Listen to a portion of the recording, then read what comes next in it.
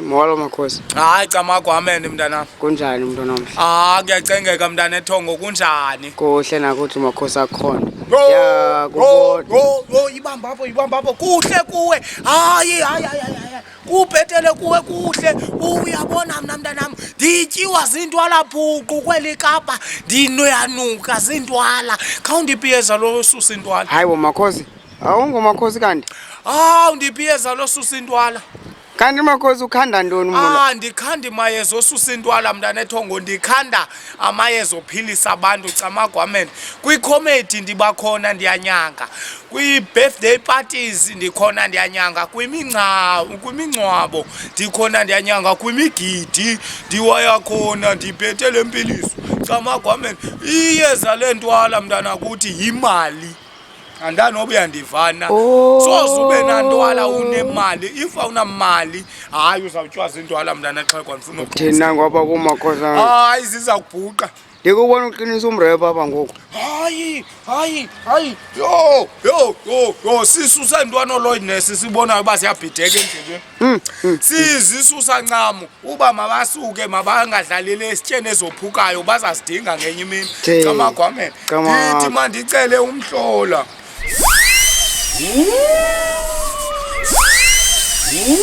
Into emayenzeke ngomgqibelo masidibaneni ngapha emfuleni event ye-Young Roses kungenwa nge-20 kuphela eTrisani Hall camagwamene. Zabe ndikhona ndiphilisa njengenyanga eyaziwa imvuma evuma emazweni, inyanga yenyanga, umphathi weenyanga zonke ezino-TikTok nezine-social media. Ugolide noSilvele ngokwakhe. Camakho mntana eThongo, umasebenze yitya amaxhoba ayakhawuleza urhamba leyathwethu ununo mntana bangkuxesha nje simakade somhlaba zulu yazongoma. Ndidibene nabafazi besukochola bethethe endoda abayishebe ayiphekelanga.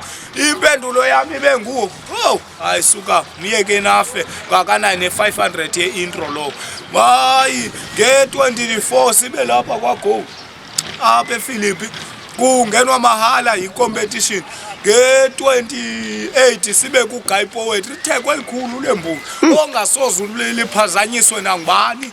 Wena ungabhadlanga uyawuphiliswa pha, wena utyiwa intsokolo uyakufumana uba rich pha, wena ungawaziyo amasiko akho uyawazi amasiko akho pha ngenye imini. Wena udinga impiliso, ikhona impiliso mntana exhego.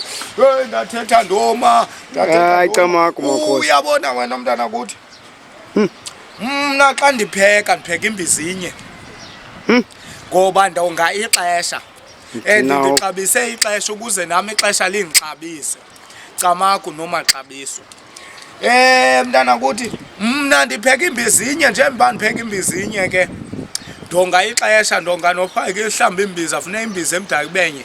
Ndiyakwazi upheka ipapa nenyama embizeni eyi-1 enzela uba ixesha lingandityi. Uba ndipheka ipilchard ne-rice ndizidibanisa one time embizeni eyi-1. Ndifuna utywala ixesha, ungatywala ixesha mntakwethu siya kuGuy Poetry Festival.